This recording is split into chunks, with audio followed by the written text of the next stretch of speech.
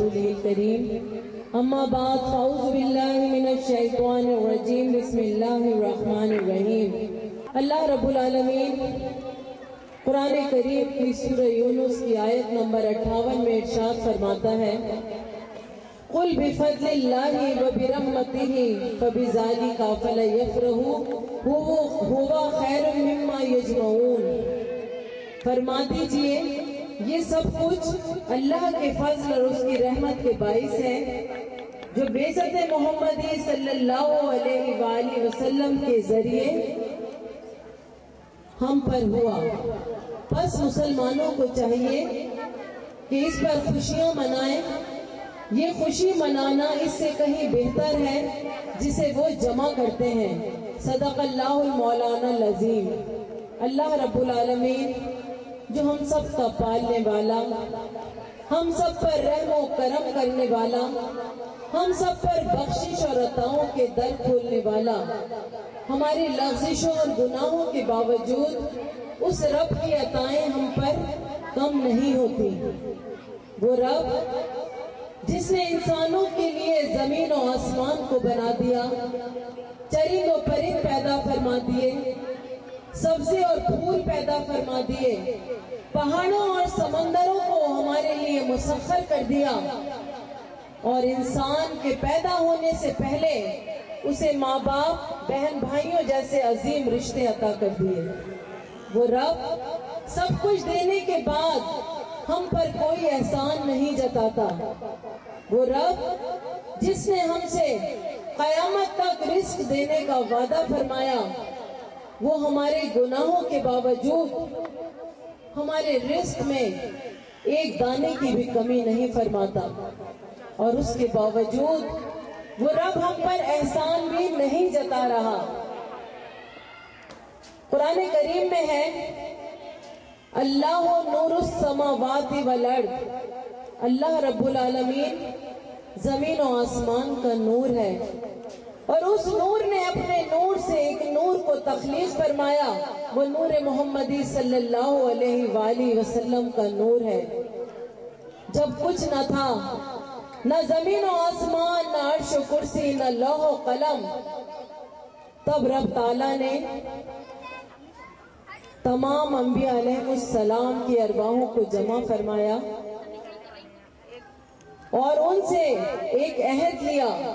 सूरह आले इमरान की आयत नंबर 81 का मुताला कीजिएगा कि रब ताला ने तमाम अंबिया अलैहिस्सलाम की अरवाहों को जमा फरमाया और उनसे एक अहद लिया कि तुम सबको बारी बारी उस दुनिया में जाना है और मेरे उस हबीब का डंका बजाना है जिसके लिए मैंने इस कायनात को तख्लीक फरमाया।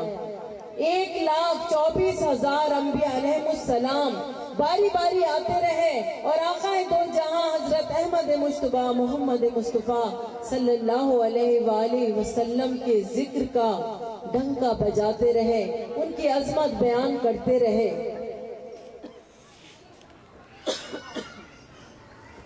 ये सबसे पहला मिलाद था। मैं अपनी बहनों से तवज्जो चाहूंगी, जो बच्चियां बातों में लग गई हैं उनसे गुजारिश है, पूरा मिलाद इस तरह का एक नक्शा पेश कर रहा था जैसे मिलाद नहीं कोई फेस्टिवल हो रहा है।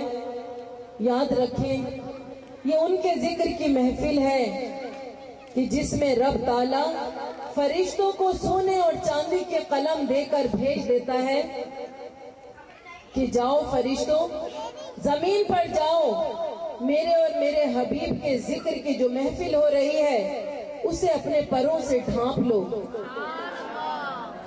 और सोने और चांदी के ये कलम लेकर जाओ और मेरे जो बंदे मोहब्बत के साथ इस जिक्र को सुन रहे हैं उनका नाम इस रजिस्टर पर लिख कर ले आओ। थोड़ा पानी अगर मुझे मिल जाए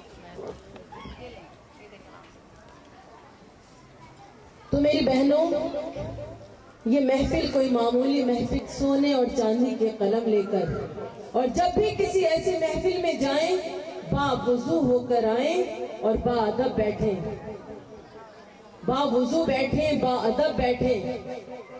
चूंकि आप बुलाए गए हैं, आए नहीं।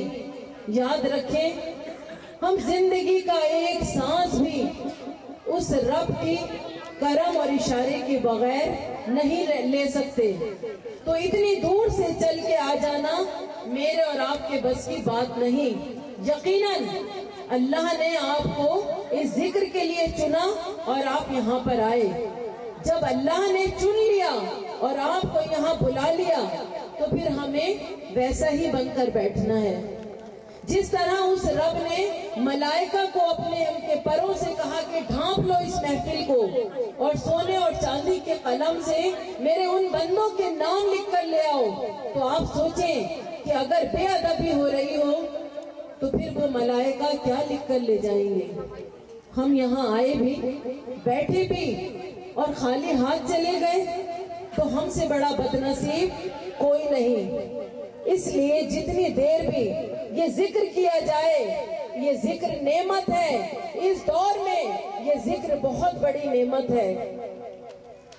اس پرفتن دور میں جب ہمارے دلوں سے آقا دو جہاں کی محبت نکالی جا رہی ہو، جب اللہ اور اس کے رسول کا ذکر کرنا ہم نے کم کر دیا ہو، اس وقت یہ محفل بہت بڑی رحمت ہے، بہت بڑی نعمت ہے۔ تو جب آ ہی گئے ہیں تو جتنا ہو سکے ادب اور محبت سے اس محفل میں بیٹھیں اور پرسکون ہو کر جو بھی کہا جا رہا ہے اسے سننے کی کوشش کریں۔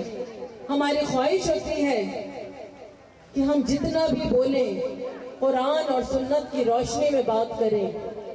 اگر آپ یہاں سے کچھ سن کر جائیں گے تو یقیناً کل اگر آپ سے یہ سوال کیا جائے میلاد کے حوالے سے تو آپ کے پاس سنانے کے لیے سورہ آل عمران کی آیت نمبر 81 موجود ہو کہ سب سے پہلے رب تعالیٰ نے آقا دو جہاں کا میلاد آسمان پر منایا۔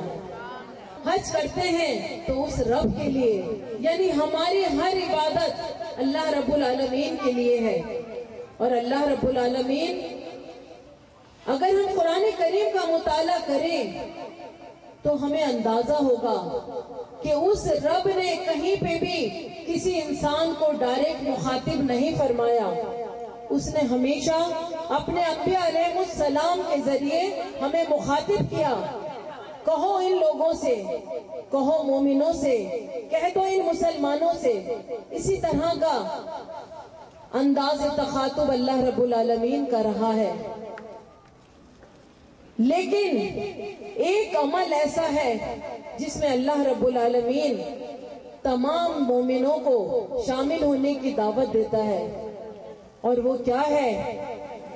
وہ اس کے حبیب پر درود اور سلام بھیجنے کا عمل ہے، جس میں اللہ رب العالمین اپنے ملائکہ کو بھی شامل کرتا ہے اور کہتا ہے کہ مومنوں آؤ تم بھی میرے ساتھ شامل ہو جاؤ اس ذکر میں جو میں اپنے حبیب کے لیے کر رہا ہوں۔ ہم نے نہ اس ذکر کی اہمیت کو سمجھا، نہ ہمارے دلوں میں آقا دو جہاں کی محبت پیدا ہو سکی۔ ارے اللہ رب العالمین جو آیت میں نے آپ کے سامنے تلاوت کی اس میں واضح طور پہ کہہ رہا ہے کہ یہ جو کچھ بھی تم پہ کرم ہے، احسان ہے، یہ اس بعثت محمدی صلی اللہ علیہ وآلہ وسلم کے ذریعے ہے۔ وہ رب فرماتا ہے کہ اگر مجھے اس حبیب کو پیدا کرنا مقصود نہ ہوتا تو کبھی بھی میں اس کائنات کو تخلیق نہیں کرتا۔ یہ صدقہ ہے آقا دو جہاں کا۔ اور اللہ رب العالمین فرماتا ہے کہ جب میرے محبوب کی آمد ہو تو خوب خوشیاں مناؤ، جشن کرو۔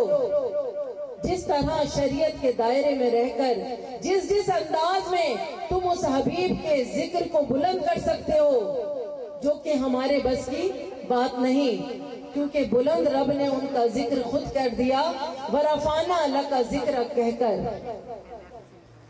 صرف ہمیں کیا موقع دیا رب نے کہ ہم گناہگار امتی جنہوں نے نہ خود اپنے آپ کو پہچانا نہ اس حبیب مکرم کو پہچان سکے کہ جس کو اللہ رب العالمین نے اتنے بلند مرتبے عطا کیے